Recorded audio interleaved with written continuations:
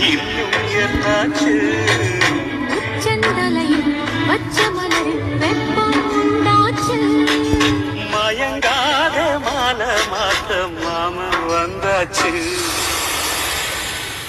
உனக்கென பிறந்தவருக்கு கட்டி பறந்தவ இவ